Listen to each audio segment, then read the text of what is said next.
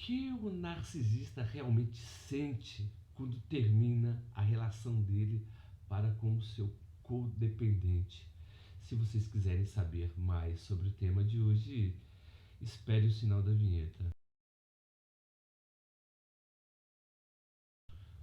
Como o narcisista se sente quando acaba a relação que ele tinha com a pessoa que fazia parte do seu convívio? Interessante que, se vocês verificarem no vídeo anterior que eu falo a princípio, é que o narcisista ele não se apega à vítima, né? Ele se apega àquilo que a vítima pode oferecer para ele. Mas o que que a vítima ela pode oferecer? Ela pode oferecer para ele uma carga emocional muito grande. Ela oferece medo, ela oferece devoção, ela oferece favor, codependência, confusão, ou seja, o interesse do narcisista é destruir a pessoa. Então ele faz tudo para essa pessoa adoecer. Nós devemos nos lembrar que o narcisista quer que a sua vítima sinta o que ele sente todo dia. Porque o narcisista ele é uma pessoa totalmente carente de self, né? Então, é por isso que ele faz com que essa pessoa sinta o que ele sente. Um vazio corrosivo, algo, né, que está constantemente remoendo a sua alma. Tem um psiquiatra chamado psicanalista Hans Kohut, ele é austríaco-americano, ele tem uma teoria muito interessante do self. O que que seria? Haveria duas espécies de narcisismo. O narcisismo primário e o secundário. O primário é aquele, né, que a mãe dá para a criança, porque a criança não consegue se desvincular muito bem da mãe, né? Ela é uma extensão da mãe.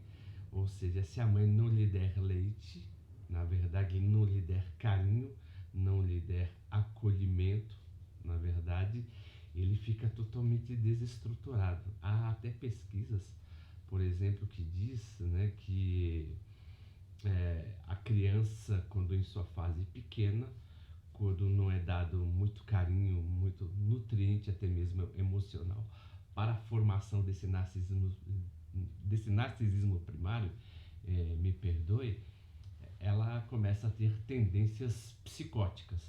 E também há o narcisismo secundário. Esse narcisismo secundário se estabelece no meio social, né? Onde é que a pessoa cria vínculos, onde a pessoa precisa constantemente de aprovação. Então, diferentemente de Sigmund Freud, Hans Kohut, ele fala que esse narcisismo, quando a pessoa não recebe na sua pré-adolescência, na verdade, até a sua fase adulta, é isso que ele vai lhe dar, né, transtornos, né? Ou seja, a pessoa não tem um ego muito bem fundamentado.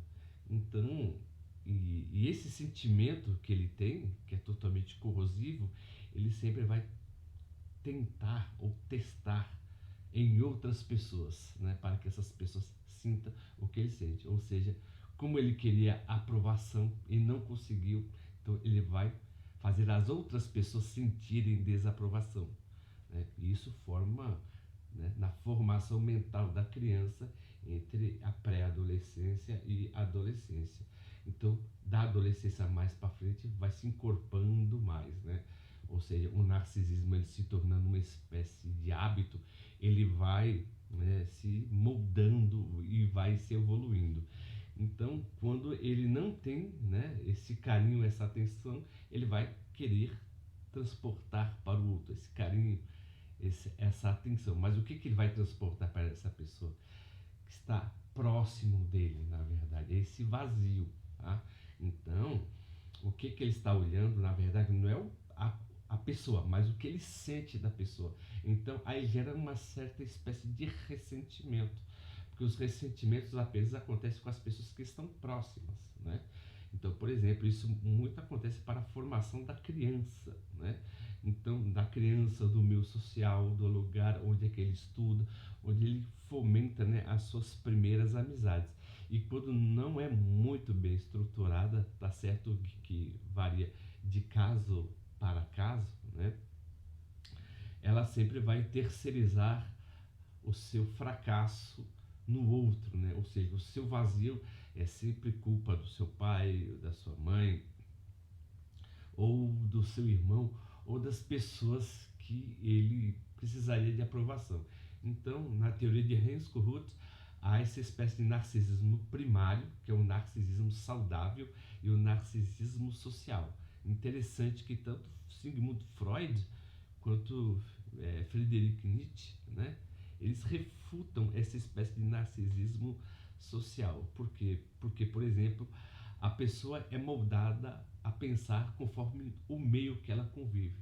Então, se esse meio é corrompível e não é nada saudável, a sua atitude também não vai ser nada saudável, né? Então, mas isso aí é um campo que já pertence, por exemplo, quando a psicanálise, né, se intrinca, na verdade, com a filosofia de uma maneira muito mais profunda. Mas se verificarmos, por exemplo, vemos que o narcisista ele não se apega, tá, à vítima. Ele apega àquilo que a vítima pode oferecer para ele, né? Aquilo que é necessário, na verdade, para que ele possa sentir esse estado de onipotência, né? Sentir esse estado de controle sobre o outro. Então, quando uma pessoa se afasta do narcisista, o narcisista ele não sente falta de, por exemplo, de carinho, da aprovação mais do outro. Na verdade, ele sente falta mesmo é do sofrimento. Então, o narcisista ele não tem só uma fonte de sofrimento, ele tem várias. Então, ele vai buscar em outras pessoas, do qual que ele vê as pessoas apenas como uma espécie de brinquedo. Como ele sente que algumas pessoas brincaram com ele, ele vai brincar com outras pessoas. Mas devemos perceber que antes, né, do narcisismo ser também de um caráter social, mas o narcisismo também é uma espécie de transtorno, já faz parte, né, do mundo psíquico da pessoa. Então, o meio apenas alimenta, na verdade. Então, tem várias pessoas que têm a propensão de ser narcisistas, mas dependendo do meio no qual ela vive, na verdade, esse meio é muito mais inibido, né? Quando ele, né, vive com pessoas que é mais empáticas e também quando os pais conseguem diagnosticar em seus primeiros passos. Verificamos que o narcisismo não tem cura, mas ele pode ter uma espécie de, na verdade, como eu posso dizer, de talhamento, né? Ele sentir que o outro é importante além dele. Mas interessante dentro desse aspecto que eu estou nominando aqui para vocês, o narcisismo, além, né, por exemplo, dele fazer dos outros a sua espécie de vítima, essas pessoas são os seus sofrimentos, ele abusa das outras pessoas.